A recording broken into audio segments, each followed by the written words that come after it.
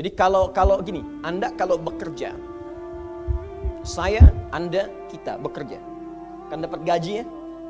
Gaji. Ya, itu bahasa Arabnya gaji. Sekarang ada yang menyebut ratib. Ratib. Pokoknya disebut ujrah. Pokoknya yang harus dibayar. Makanya kalau Anda ke Timur Tengah itu naik taksi, ada tulisan atasnya taksi ujrah. Ya, bukan punya si ujrah. Nanti kalau ke Mekah naik taksinya punya si ujrah, si ujrah punya banyak taksi. Ya, bukan. Itu taksi bayar, bukan gratis, bukan free. Jadi begitu Anda keluar menggunakan jasanya, bayar, berikan pokok dari jasa yang telah dia kerjakan. Perhatikan baik-baik, teman-teman sekalian. Ketika Anda bekerja dalam urusan dunia, Anda mendapatkan ujrah. Nih bayar 10 dinar, 10.000 rupiah, sekian, sekian, sekian.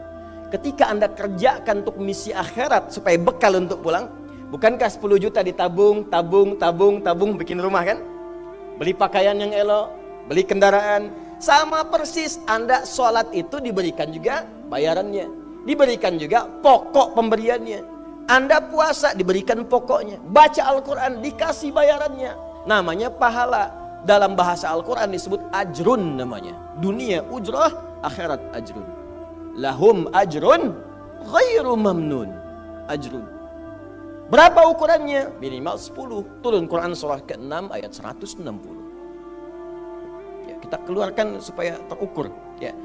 Setiap pekerjaan dunia menjadi nilai akhirat punya poin.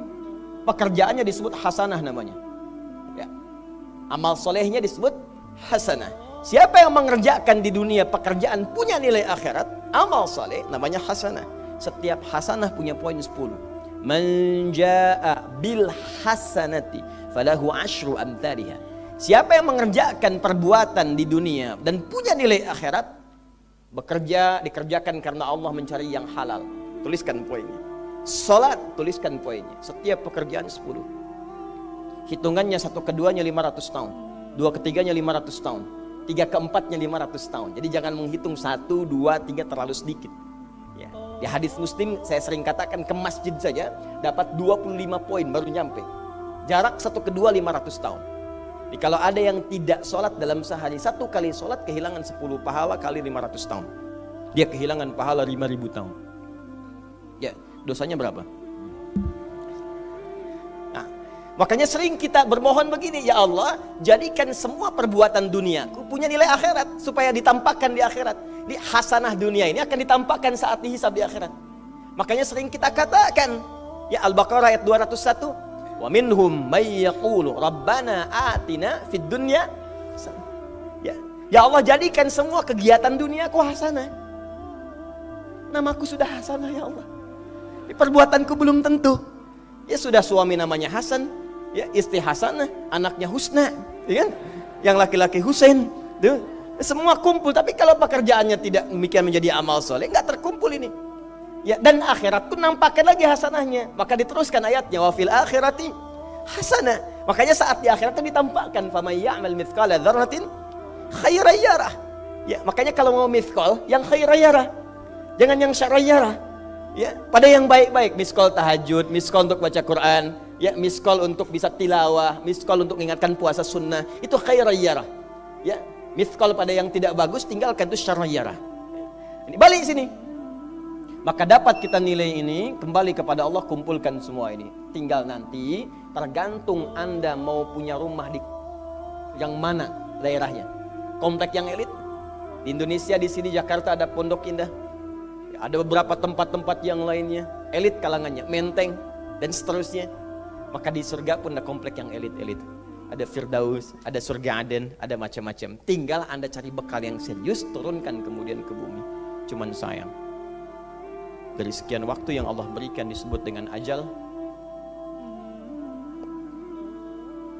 menjadi batasan kita untuk beramal. Setiap kita dibatasi oleh waktu. Seperti Anda pun bekerja dunia, bukankah ada waktunya? Waktu produktif untuk bekerja, setelah itu ada masa pensiunnya. Dalam bahasa Arab, sesuatu yang kita kerjakan dengan batas dan setelah hilang batasnya, selesai aktivitasnya, disebut dengan ajal namanya. Maka Allah membuat ketentuan, kita pun tidak abadi di bumi. Setiap kita punya batas waktu. kalau selesai dinas kita dan pulang kita untuk mempertanggungjawabkan semua yang kita kerjakan di sini. Maka turun Quran surah ke-7 ayat 30 berapa? 4 untuk menggambarkan ini. Walikulli ummatin ajal fa idza jaa ajaluhum la yastakhiruna sa'ata wa la yastaqdimun. Setiap umat seluruhnya tanpa kecuali itu pasti punya batas waktu untuk beraktivitas dan selesai pulang. Aktivitas kita ketika bergerak mencari kehidupan ma'isyah, pekerjaannya disebut dengan asya.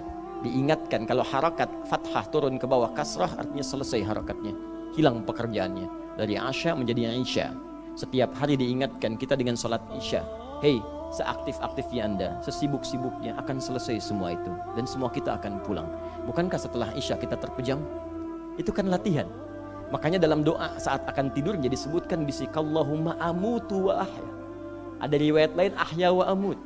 Riwayat populernya amutu wa ahya. Mungkin malam ini saya pulang, saya meninggal.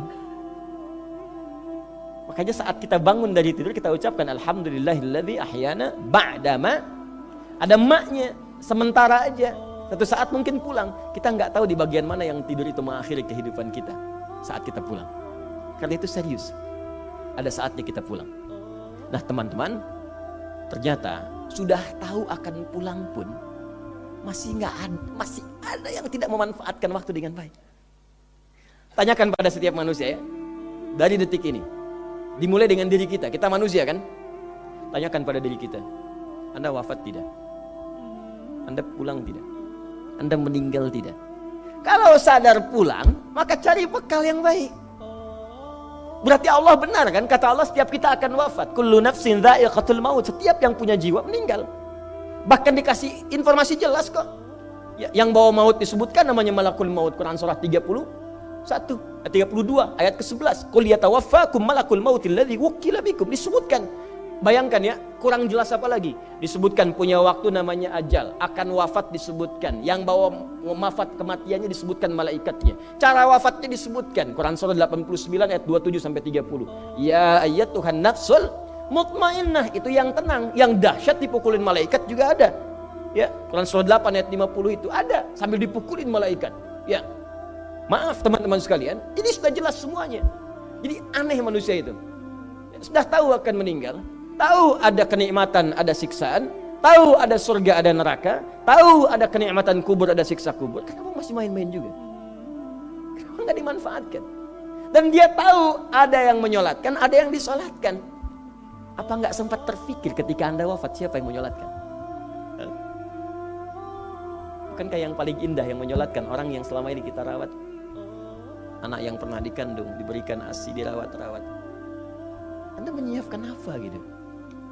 Kita menyiapkan apa? Sayang-sayang investasi keluar banyak ketika wafat gak bisa berlaku apapun. Bahkan ada yang sebelum wafat pun sudah dibuang dari keluarganya. Waliyadzubillah. Nah, sekarang dari sekian kegiatan aktivitas kita, berapa yang sudah punya nilai di mata Allah menjadi amal saleh? Sekarang kita ukur. Ya, sekarang kita ukur. Pelan-pelan sebentar ya. Ini rata-rata usia berapa tahun? Oh baik, 40 tahun ke atas ya. Ya. Walaupun atasnya mungkin agak banyak, atas gitu ya, bagian. Nggak apa-apa. Fokus sini ya, edisi kali ini fokus saja. Biarkan saya yang datang, terangkan, tulis, hapus ya. Antum simak aja lah, simak, tulis dengan baik, mau ketawa-ketawa, sudah masuk surga, alhamdulillah. Sudah cukup dengan amin, lihat dulu. Ini saya sering sampaikan, ini kita kasih batas standar di Al-Quran aja lah, 40 tahun misalnya. Ya, standar keseriusan beraktivitas. Ya, lihat sini. Konon dalam sebuah penelitian sederhana, manusia itu kalau dihitung-hitung aktivitasnya setengah dari usianya, itu umumnya walau tidak semuanya teralokasikan untuk tidur, beristirahat, tidur. Dari mulai lahir, bayi kecil tidur, dewasa beraktivitas, tidur siang, tidur malam, tidur macam-macam, tidur kecapean, tidur ngantuk, tidur lelah, tidur segala rupa, tidur. Setengah dari usia. Jadi kalau 40 tahun, tidurnya berapa tahun? 20 tahun. Baik. Sisanya beraktivitas, ya. Nah, itu berapa tahun? 20 tahun. Jadi di sini kalau kita hitung, ya kalau beriman, alhamdulillah kita sholatnya, puasanya, baca Qurannya, tapi juga kerjanya, tertawanya, candanya, macam-macamnya 20 tahun. Dari 20 tahun ini, berapa yang jadi aktivitas ibadah? Yang jadi ibadah berapa? Ya, jangan terlalu pesimis, ya ambil 10 tahun misalnya. 10 tahun ibadah. Nah, jadi di sini adalah sholatnya, baca Qurannya, puasanya, dan sebagainya, sedekahnya, infaknya.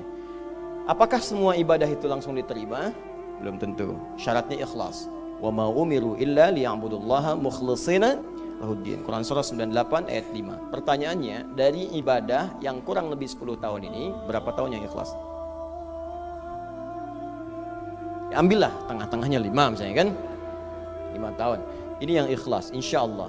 Yang ikhlas kurang lebih 5 tahun. Jadi usia 40 tahun ini, yang produktif amalan yang kurang lebih harapan kita diterima oleh Allah insya Allah 5 tahun. Dosanya berapa tahun?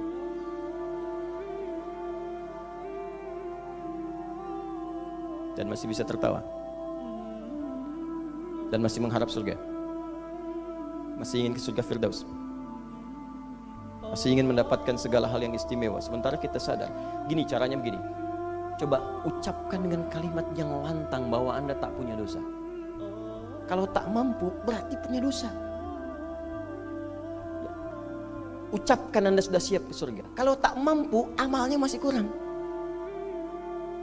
Jadi kalau sudah merasa amal masih kurang, dosa banyak, terus masih main-main juga. Sudah tahu usia sudah di atas ini, ada yang 50, 60 tahu, waktunya sedikit. Yang kemarin-kemarin banyak yang sia-sia. Jadi kalau yang kemarin-kemarin kurang, masa sisanya masih dikurangi juga? Anda 40 tahun, 50 tahun, 60 tahun. Sekarang anak 4, 5 tahun, bahkan matanya buta, ada laki-laki, ada perempuan, sudah jadi penghafal Quran. 5 tahun hafal Quran. Belum baligh. Dan berharap punya bekal di hadapan Allah. Kemarin sahabat saya, Syekh Ali Jabir, ya, datang ke Bekasi. Cerita tentang Kaila, anak 5 tahun, mata buta. Murajaah hafalan Quran sehari 5-7 juz. Dikatakan oleh beliau, Kaila, apa enggak capek terlalu banyak? Kamu kan punya uzur di hadapan Allah. Allah maha memahami keadaan kamu. Apa enggak lelah? Saya malu justru kepada Allah kalau kurang daripada itu. Anak 5 tahun mengulang hafalan Quran setiap hari 5-7 juz. Dan malu kalau kurang di bawah itu sebagai bekal untuk menghadap Allah. Anda diberikan kesempatan sampai lebih daripada 50 tahun. Lebih daripada 40 tahun. Lebih daripada 20 tahun. Dan sampai kesempatan itu, sampai hari ini pun untuk baca pun belum punya waktu. Dan Anda mengharap surga, Anda siapa?